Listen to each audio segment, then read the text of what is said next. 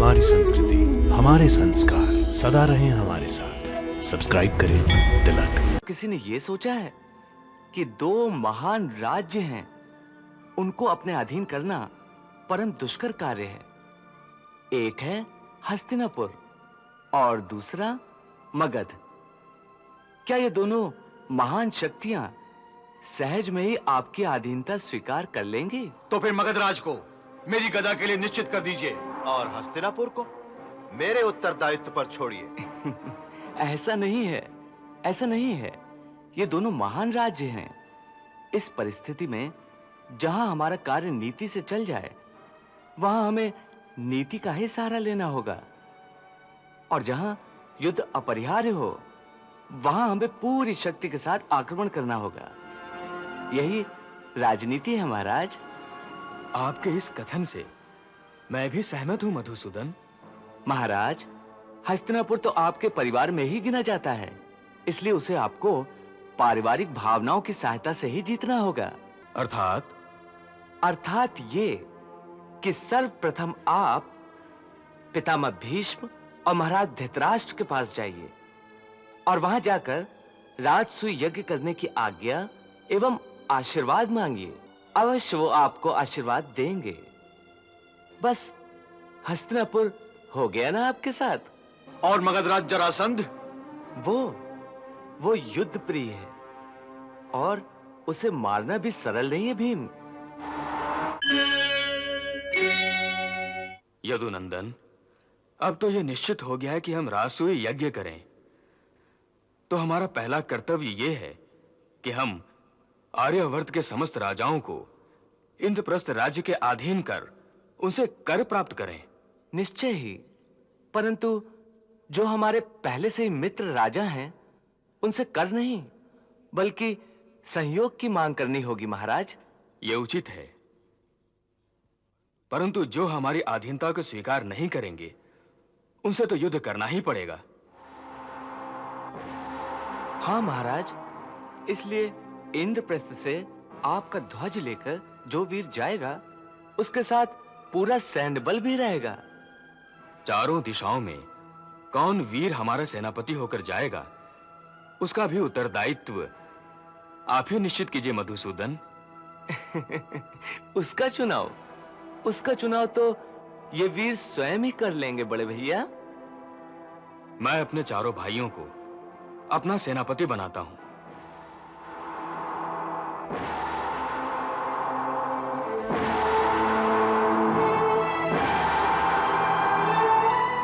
अब बोलो, तुम में से कौन वीर किस दिशा में प्रस्थान कर रहा है?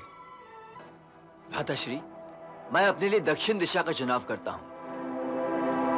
और मैं पश्चिम दिशा के राजाओं को अधीन करने जाऊंगा। पूर्व दिशा मेरी रही।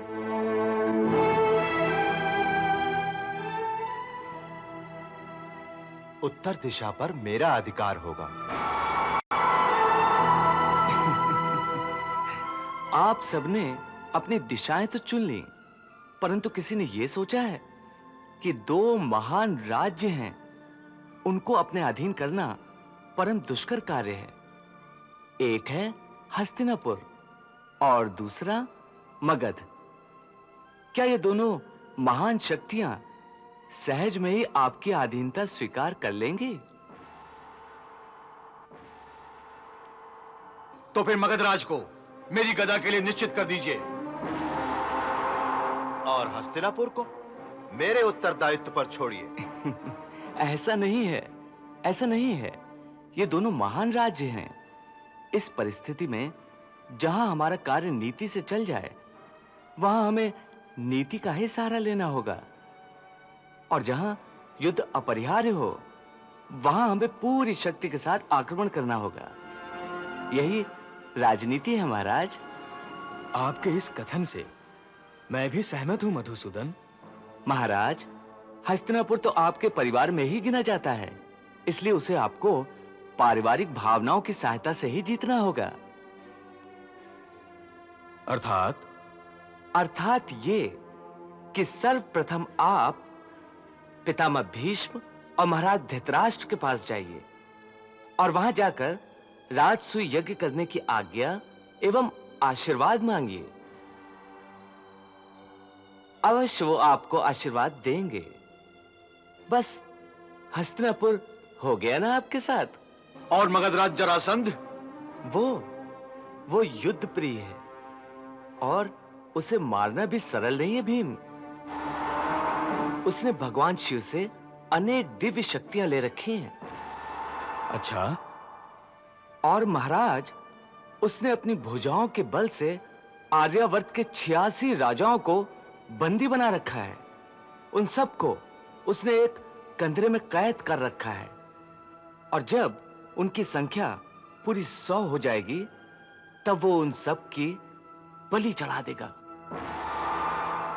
तो इसका अर्थ यह है कि यदि हम अकेले एक जरासंध को परास्त कर लें तो उसके बंदी 86 राजा स्वयं ही हमारे अधीन हो जाएंगे। निश्चय ही, परंतु इंद्रप्रस्थ के पास इतनी बड़ी सेना ही नहीं है कि मगध राज्य पर आक्रमण करके उसे हराया जा सके। तो फिर इसका उपाय क्या है मधुसूदन?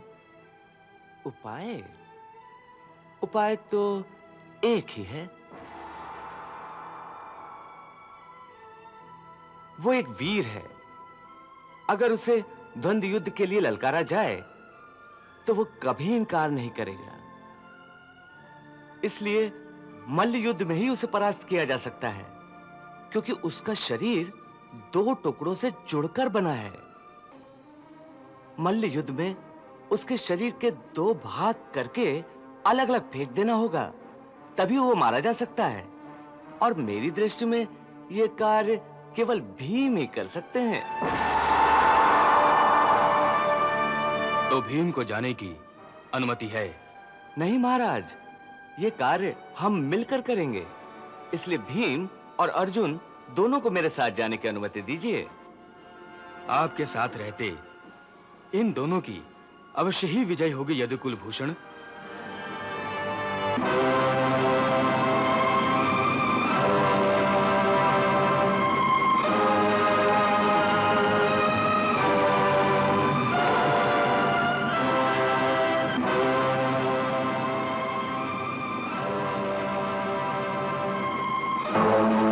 पार्थ, जरासंध आशुतोष भगवान शंकर का मस्तकाभिषेक प्रतिदिन करता है। इस समय भी वो यहीं पर है। तो क्या वो शिव भक्त है मधुसूदन? हाँ, इसलिए तो उसे भगवान शंकर की कृपा से अमोघ अस्त्रों की प्राप्ति हुई है। पर मुझे संदेह है कि वो हमारे द्वंद्व युद्ध के प्रस्ताव को स्वीकार कर लेगा। तुम जरासंध को नहीं जानते भीम। मैं उससे भली भांति परिचित हूं। उसने आज तक किसी भी योद्धा को ललकारने पर निराश नहीं किया। यदि ऐसा है तो वो निश्चित ही एक वीर है। वीर ही नहीं, वो एक महादानी भी है।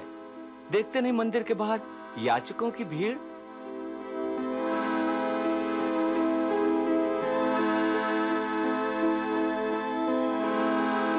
तो क्या वो इन सबको संतुष्ट करेगा? निश्चय ही पार्थ, और हमें भी इन्हीं याचकों की भीड़ में जाकर खड़े हो जाना पड़ेगा। तो चले।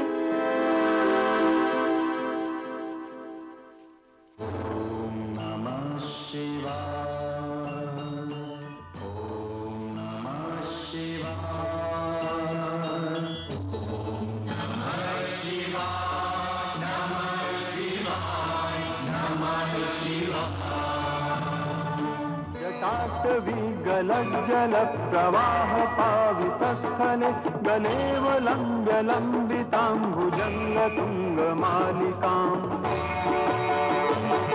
डमड्डमड्डमड्डमन्निनादवड्डमर्वयं चकार चण्डताण्डवं तनोतु नः शिवः शिवम्।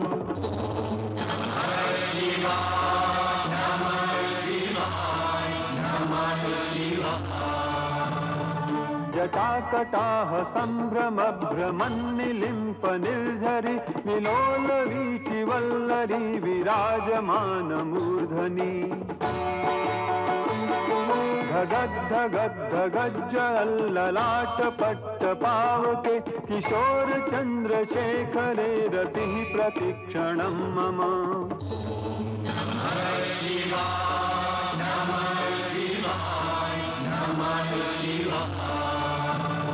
अखर्व सर्व मंगला कला कदम्ब मंजरी रस प्रवाह माधुरी विजृंभणा मधुव्रतम्।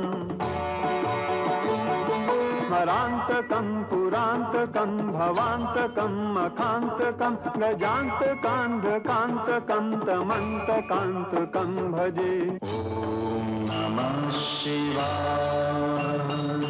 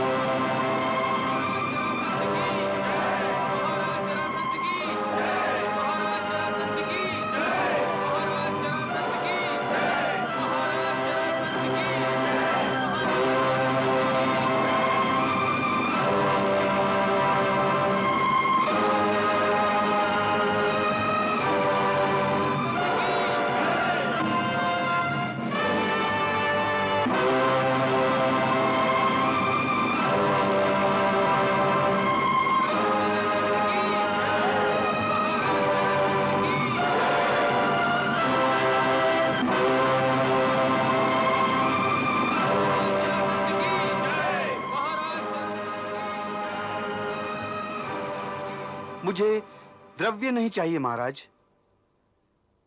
तो फिर क्या चाहिए? अपनी इच्छा कहो ब्राह्मण। महाराज, मैं गंगोत्री से आया एक वेद पाठी ब्राह्मण हूं। मैं आपके राज्य में एक गुरुकुल की स्थापना करना चाहता हूं। मुझे इस कार्य के लिए भूमि की आवश्यकता है महाराज। महामंत्री, आज्ञा महाराज। इन आचार्य ब्राह्मणों के लिए तत्काल भूमि की व्यवस्था की जाए और ध्यान रहे कि राजकोष से इस गुरुकुल का सारा भार वहन हो। जो आज्ञा। मुझे न्याय चाहिए महाराज। न्याय? मेरे रहते हुए मेरे राज्य में ब्राह्मणों के साथ कौन अन्याय कर सकता है? अन्याय हुआ है धर्मवीर। मेरी भूमि पर भद्रशाली नाम के एक नराधम ने अतिक्रमण किया है। मुझे मेरी भूमि से वंचित कर दिया गया है। अब मेरे परिवार का भरण पोषण कैसे होगा राजन? महामंत्री। जी महाराज। इन आचार्य के साथ इसी क्षण जाओ और स्थिति का पता लगाओ। यदि भद्रशाली ने बलात् इनकी भूमि का अपहरण किया है तो उसके दोनों हाथ काटकर मेरे न्याय से परिचित कराओ। जाओ। जो आज्ञा।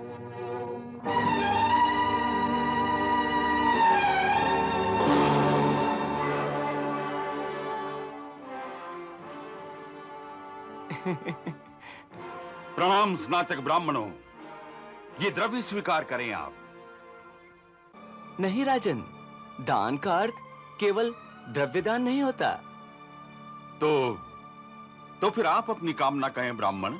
महाराज, हम ये जानते हैं कि आप महादानी हैं। हर याचक की इच्छा पूरी करने वाले नरेश हैं, एक धर्मशील सम्राट हैं। इसमें कोई संदेह है ब्राह्मण? नहीं राजन, जिस प्रकार सूर्य के प्रकाश में, जल की तरलता में और वायु के सर्वव्यापी होने में कोई संदेह नहीं किया जा सकता, उसी प्रकार आपकी वाणी भी संदेह रहित है महाराज। मनोबल बढ़ाने की आवश्यकता नहीं है ब्राह्मण। अपनी आवश्यकता बताओ। तुम्हें क्या चाहिए? स्त्री, वस्तु, द्रव्य अथवा कुछ और? नहीं राजन, नहीं। ये सब भौतिक सुख तो संसार में पीड़ा के कारण मात्र हैं। हम ये सब आकांक्षा लेकर यहां नहीं आए हैं। तो फिर ऐसी कौन सी आकांक्षा है जिसे जरासंध पूरा नहीं कर सकता ब्राह्मण? बताओ, तुम्हारे मन में ऐसी कौन सी लालसा है जो तुम्हें यहां खींच कर लेकर आई है? लालसा? लालसा तो केवल एक ही है महाराज। वो क्या है? युद्ध, केवल युद्ध। युद्ध? सुनो, युद्ध! सुनो, युद्ध! युद्ध सुनो! युद्ध, वो भी जरासंध से। निश्चय ही महाराज, हम लोग आपसे द्वंद्व युद्ध की इच्छा लेकर आए हैं। बोलो, स्वीकार है?